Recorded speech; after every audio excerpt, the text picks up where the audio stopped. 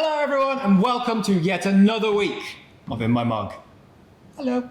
A little quick apology first. We've had some messages from some of you guys that you're having a couple of issues watching the videos, particularly on inmymug.com and on iTunes. We're really sorry. We're currently working to fix that. We're really sorry. We're currently working to fix that. So for now, if you're trying to watch it via those channels, please head on either to Facebook or to YouTube or Instagram also, and you can find us on there. You can watch the videos. They're all working quite nicely on there at the moment. And while you're there, make sure to click the little like buttons and click the subscribe buttons, like a little whacker grinder, so you can see them there. We're all working hard to get the other ones sorted, and they will hopefully be back to normal very soon. Right, this week we have a coffee from Brazil, from Fazenda Cachoeira. It is a naturally processed Canario varietal. I am going to start brewing some on a Chemex, and while I do that, the lovely Mr. Dale Harris is going to tell us some really interesting information. Cool. So, whilst Chris brews, let's talk a little bit about Brazil and what makes its coffee kind of slightly different. So, this is a natural coffee, but it's not going to taste like a lot of the naturals that you'll find that we send you from Central America, from Illusion, from Los Andes, some of those coffees that have really strong fruit flavors. So in Brazil, where the altitude is low and the temperature ranges are different, a lot of coffee is natural processed. It just doesn't have that flavor trait. So it tends to be a little sweeter than the pulp naturals and the washed coffees that you'll find from Brazil. But it tends to be a very clean, relaxed version of the flavor. So it's gonna have a little extra sweetness, a little more body, but no kind of real natural tone. And this coffee is a Canario. And Canario is a really traditional variety from Brazil. It's a Bourbon mutation. It's got yellow cherries, so it looks like little canaries flying around the coffee tree. So that's why it's called Canario. And it's going to have a slightly different flavor note or flavor kind of spectrum than you'd expect from something like a Bourbon or a Typica from a farm in Brazil. So maybe we'll find a little more acidity. It probably won't be too high, but there'll be a little more of that going on. So I'm kind of excited to taste that different version of natural, that different variety. But also, Cachoeira is one of our oldest relationships. It's one of those coffees that we come back to time and time again, and we're always reminded kind of what Has Been is all about and why we fell in love with it. It's a bit of a chugger. It is a coffee that you can just drink all day and just get all the things that you want from a nice, traditional, classic cup of coffee.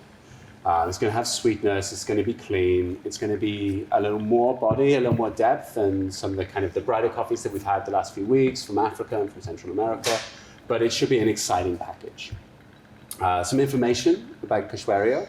So the farm is in Sao Paulo state, it's at around 1,100 meters above sea level, and all of that information is always on the website. So when you get your In My Mug coffee, if you ever want to know a little bit more about the process, about the family, about what the farm looks like, go straight to the website page, and all of that information is written down.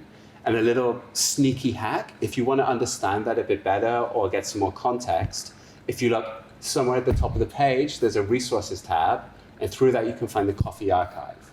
And in that coffee archive, we have almost every coffee we've ever sold, certainly over the last 10 years. And you can see how the flavor notes have changed over time, different varieties that we've had from the same farm, different farms from similar regions. They're all organized by country. There's just so much information there. There's roast details, flavor notes, different varieties. All of that you'll see on the normal website page is also logged there. So you can just flick through if you want to find out a little bit more about the farm or our story that we've gone through with it. How's that brew going, Chris? It's going really well, thank you very much. Was my timing perfect? Your timing is perfect. I've just finished putting water on it. For anyone out there who's interested at home, this is quite a classic, easy recipe for, quite a classic, really easy, nice coffee. 30 grams of coffee, 500 ml of water. There it goes. Did 3 or 4 pours, 50 gram bloom, then up to 200, 400, and then 500.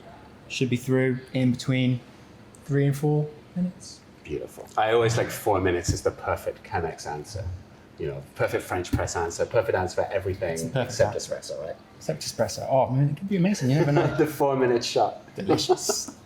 So I really like the Chemex for Brazilian coffees, and some of those coffees that tend to be a little heavier and richer. That paper's a little bit thicker. It's going to pull out some of those solids and give us real clarity of flavor. So particularly for this, it's a really nice way of getting straight to the flavor notes, being able to talk about those nice and quickly.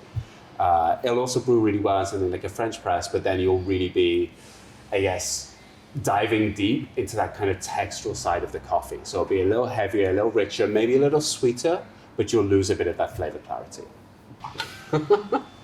This is my first coffee in hours, so I am ready. And we've had a sneaky peek at the flavor notes of this on the website. So the expectation is... The ambassador has really been spoiling us with this coffee. Oh, so fancy. So fancy.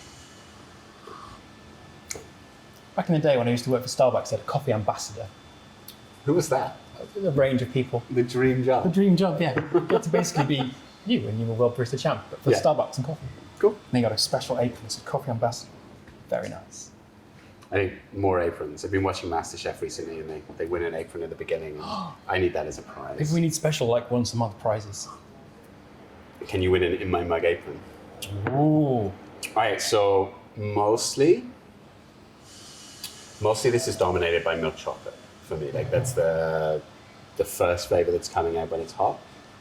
It does have a little zing to it as well. It's kind of light and clean. And Very, as we said earlier, it's just quite like simple but easy, tasty coffee. So Ambassador's Reception, a little bit of hazelnut, a little bit of milk chocolate, some kind of biscuity sweetness there as well. Biscuity sweetness. Almost a little, let's go with the brand names, a little bit of Biscoff spread, perhaps. Just go for the brand names.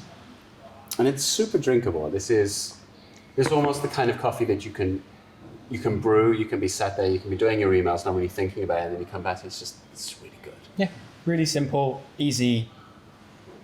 You don't have to think about it too much. But one of the joys of like a coffee that you don't need to think about too much, that's always good, is you can then really play with your brewing recipes and things like that and really see what a difference you can make, be it brewing through a Chemex, through a French press, changing, your water ratio, your brewing time. All of those things are really going to have maybe more of an impact without the coffee changing, without the coffee becoming bad. It's super flexible, it's super easy to brew with, but you can amp up some of those qualities, amp up the sweetness, maybe amp up that acidity. I like it. So, Fazenda Cachoeira, Canario, natural, delicious coffee. Enjoy.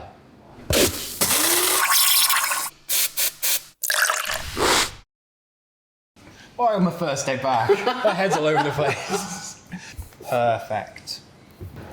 I've got a picture on my phone of when Simon managed to like a 204-second shot once. How many minutes is that? That's 3.5. Yeah. So it was awful, completely. But no appropriate mugs.